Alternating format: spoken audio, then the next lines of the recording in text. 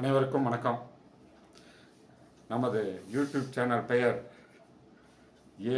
KR Ravichandran பேச்சு. நமது காணொளியை கண்டுகொண்டிருக்கும் அனைத்து நல்லுள்ளங்களுக்கும் நன்றி. மேலும் எனக்கு சப்ஸ்கிரைப் செய்ததற்கும் நன்றி.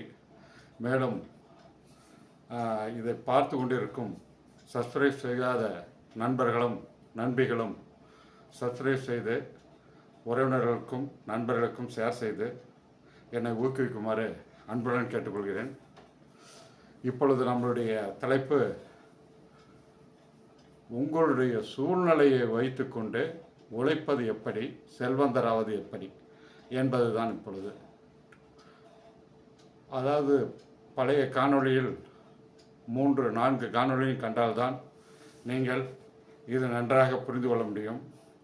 வெளிமனது, உள்மனது, ஸ்லோகங்கள் அண்ட் மனச்சித்திரங்கள், பிரபஞ்சம், வெற்றி, இந்த 4 நிலைகளையும் தாண்டினா தான் வெற்றி அடைய முடியும். இப்போ நம்ம மனச்சித்திரங்களை எப்படி காண்பது என்பதை தெரிந்து கொள்வோம். நாம் ஒரு ஓய்வாக ஒரு அறையில்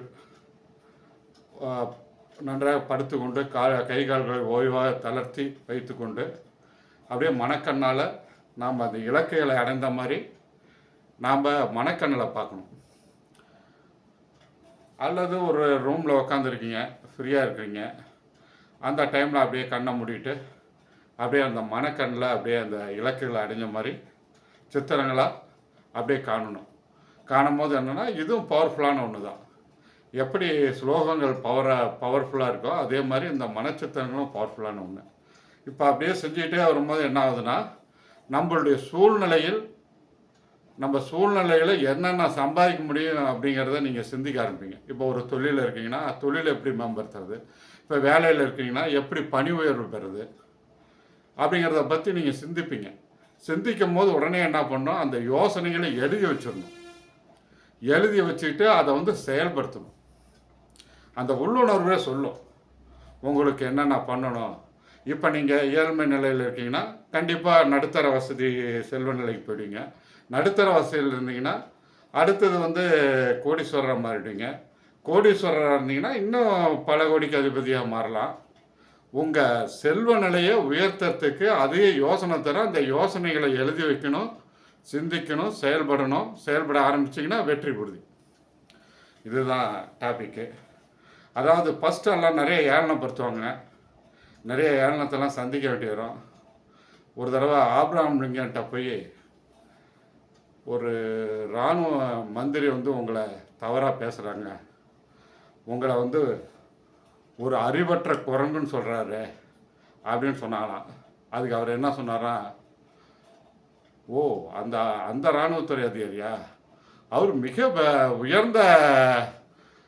உயர்ந்த செயலாளராச்சே, இராணுவத்துறை செயலாளர்களே உயர்ந்த செயலாளர் அவர் தான் அப்படிங்கிற மாதிரி அவரை பாராட்டிட்டாரான். அதனால் நீங்கள் ஏளனங்களையெல்லாம் அப்படி பாராட்டுக்கள் மூலமாகவே நீங்கள் சரி பண்ணிடலாம். எல்லாத்தையுமே ஒரு நல்ல விதமாகவே சொல்லுங்கள். உங்களை சுற்றி இருக்கிறவங்களை எல்லாமே ஒரு நல்ல விதமாகவே சொல்லிட்டு வாங்க. அவங்க அப்படியே கொஞ்சம் கொஞ்சமாக மாறுவாங்க, உங்களுக்கு உதவி பண்ணுவாங்க. அதுதான் உங்களுக்கு மிக முக்கியமான ஒன்று.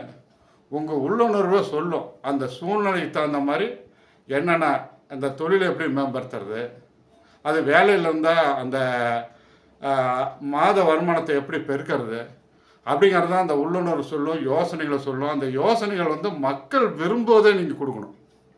மக்கள் என்ன விரும்புகிறாங்களோ அதை நீங்கள் கொடுக்கணும். மக்கள் விரும்பாததை நீங்கள் குறைவாக கொடுக்கணும்.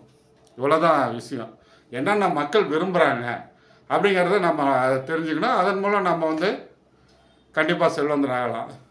செல்வந்தர் ஆகிறதுக்கு நம்ம மிக மிக முக்கியமான ஒன்று, அதான் ஏற்கனவே சொல்லிட்டோம், விடாமுயற்சி, உழைப்பு, தன்னம்பிக்கை. இது மூலமாக நம்ம அப்படியே போயிட்டே இருக்கோம். அந்த யோசனைகளை படிப்படியாக செயல்படுத்திகிட்டே வரணும். ஒரு நாளைக்கு ஒரு 2 மணி நேரமாச்சும் நீங்கள் செல்வந்தராகிறத பற்றி நீங்கள் திங்க் பண்ணோன்னு ஒரு யோசனை வரும், டக்குன்னு எழுதி வச்சிடணும். எழுதி வச்சுட்டு அதை செயல்படுத்தணும்.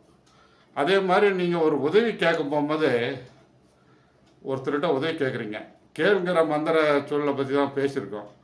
ஒரு 10 பேர்த்திட்ட நம்ம வாய்ப்பை கேட்டோம்னா ஒரு 2 பேர் கண்டிப்பாக உதவி பண்ணுவாங்க. அப்போ நம்ம பாரதியார் சொல்லியிருக்காரு இல்லையா, கவிஞர், நிமிர்ந்த நடை நேர்கொண்ட பார்வை.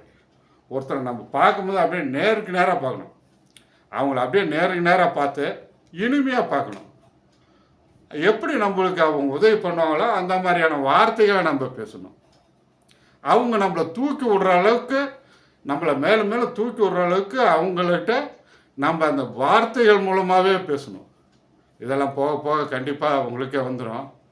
எனவே நீங்கள் மேலும் மேலும் செல்வந்தர் ஆகணும்னு வேண்டிட்டு, இனிமேல் நம்ம எப்படி சேமிக்கிறது, ஒரு 10,000 சம்பாதிச்சாலும் ஒரு 20% சேமிக்கலாம், ஒரு 500 சேமிக்கலாம்.